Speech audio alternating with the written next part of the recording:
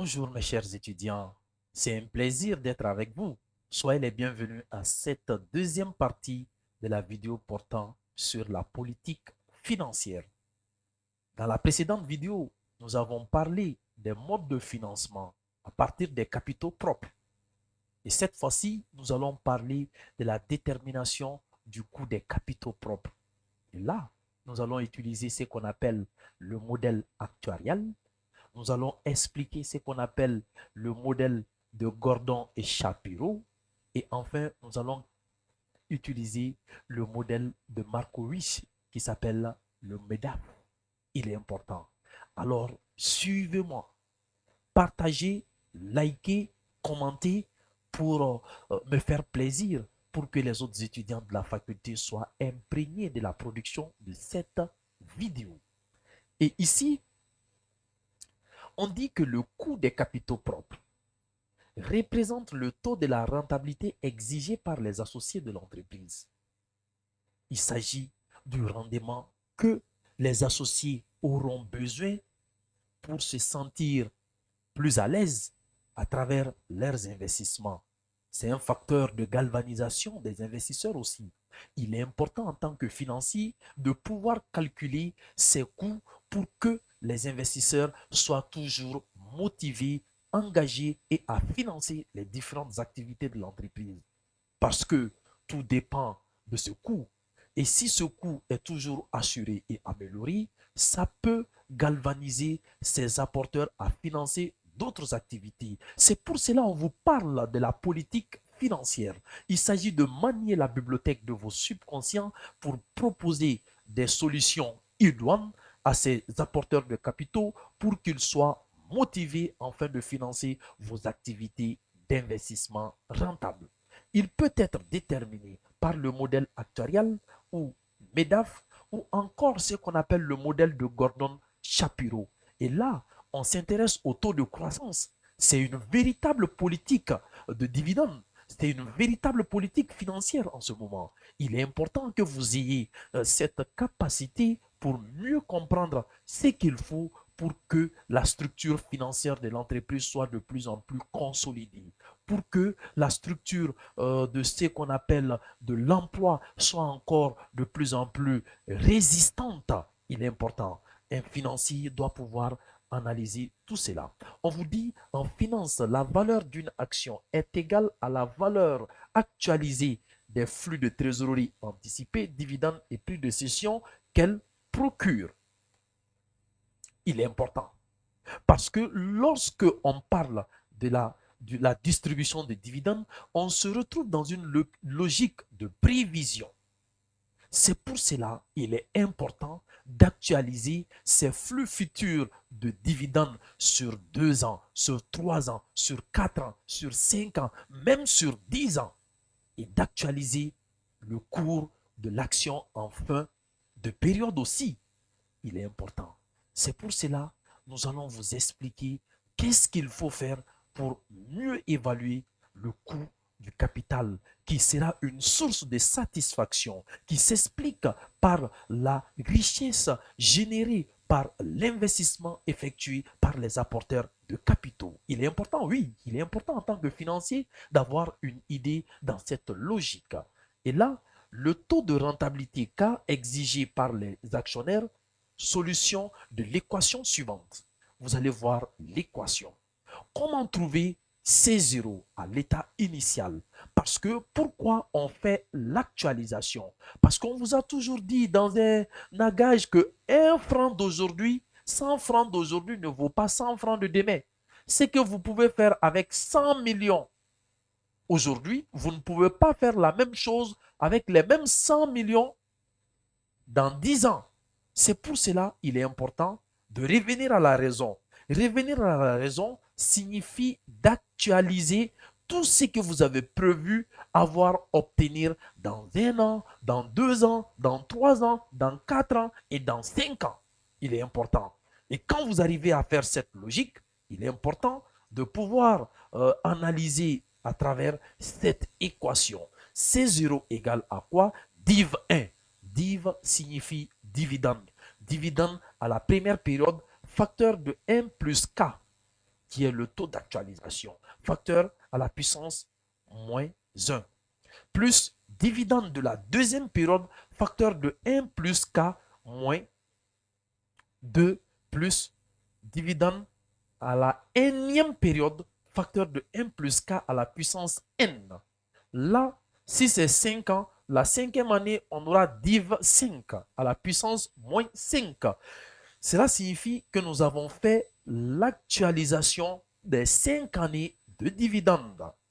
Plus maintenant CN. CN représente le capital en fin de période, facteur de 1 plus K à la puissance moins N. Et ici, lorsque le dividende est constant, parce qu'il y a la politique de dividende constante, il y a la politique de dividende constante. Cette politique, elle est constante. Et là, nous allons voir somme allant de T1 à N, facteur somme allant de T1 à N, dividende au temps T, facteur de 1 plus K à la puissance moins T, plus Cn, facteur de 1 plus K à la puissance moins N. Et cela vous permet d'actualiser. Quand vous avez vu à travers la notion d'investissement, on vous dit lorsque la capacité d'autofinancement, les capacités d'autofinancement sont constantes, il est important d'utiliser ce qu'on appelle le coefficient d'actualisation. Il est important. Ah oui, il est important. Ici, nous allons voir ce qu'on appelle le deuxième modèle. Toujours avec le même modèle, K représente plutôt le coût des capitaux, le coût des capitaux propres. C0 représente le cours de l'action à la date 0. Cn représente le coût de l'action à la fin de la période d'investissement. Et ici, div-T représente le dividende par action anticipée à la date T. Nous avons N, l'horizon d'investissement, de l'investissement. NB, vous voyez, lorsque l'horizon est infini, le coût des capitaux propres est égal à ce qu'on appelle div sur C0. Vous voyez, dividende sur C0.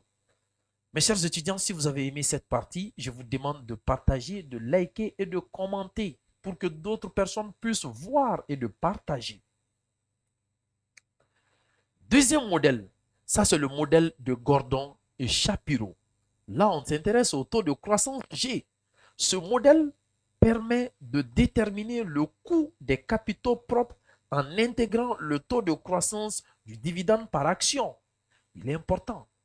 Une véritable politique financière, une véritable politique de dividende, parce que la politique de dividende se trouve dans la politique financière. Ça fait partie de la stratégie financière. Il y a des dirigeants dans leur politique de motivation des investisseurs pensent souvent à constater ce qu'on appelle un taux de croissance de dividendes. Chaque année, il y aura telle augmentation et vous allez voir que le cours des actions qui produit un tel dividende sont des cours qui sont généralement appréciés sur le marché financier. Oui, un bon dirigeant doit penser à la galvanisation de ses acteurs. Mais souvent, il faut comprendre que la mise en place continue de cette distribution montre en quelque sorte l'inefficacité à un moment donné des dirigeants. Parce que s'il y a un projet d'investissement rentable, il est important de prendre ces taux de croissance ou ces politiques de distribution, soi-disant politiques financières, en investissement. Il est important. Ah oui, il faut savoir manier la bibliothèque du subconscient et de comprendre quand est-ce qu'il faut distribuer le dividende et quand est-ce qu'il faut forcément arrêter. Parce que s'il n'y a pas de projet d'investissement rentable, vous pouvez procéder ainsi. Il est important de comprendre ceci. Le coût des capitaux propres est égal à, ici, dividende au temps 1 sur C0 plus le taux de croissance.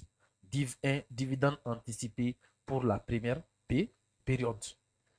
Et là, modèle d'évaluation des actifs financiers. Ça, c'est le modèle MEDAF. Le modèle de Markowitz qui a développé ce modèle. On s'intéresse à la rentabilité des actifs sans risque, la rentabilité des actions sur le marché, Il y a aussi le coefficient de volatilité qu'on appelle bêta. Ce sont ces éléments qui constituent ce modèle MEDAF de Markowicz. Et quand vous prenez ici, selon ce modèle, le coût des capitaux propres est égal à ce qu'on appelle K égale FR. Ça, c'est la rentabilité, le taux sans risque, plus bêta, facteur de RM, ça, c'est la rentabilité du marché, moins la rentabilité financière. C'est le taux sans risque. Le coût du capital est déterminé à partir de ce niveau. Je répète, c'est la rentabilité RF, ce qu'on appelle plus bêta facteur de RM moins RF. Vous voyez? Donc, il est important. RF, c'est le taux d'intérêt sans risque. Oui, le taux d'intérêt sans risque. RM, c'est le taux de rentabilité attendu pour l'ensemble du marché. Et RM moins RF, ça c'est prime de risque du marché. Et là, bêta, c'est le coefficient bêta du projet d'investissement. Et ça s'intéresse à la volatilité. Il mesure ce qu'on appelle la sensibilité de la rentabilité des actions à celle du marché. Mesdames et messieurs, c'est sur ces quelques mots que mes interventions sur ce qu'on appelle l'évaluation des capitaux propres doivent normalement prendre fin. Cliquez, likez et abonnez-vous à cette page de Sympavision. De Sympavision. De Sympavision. Merci, à plus.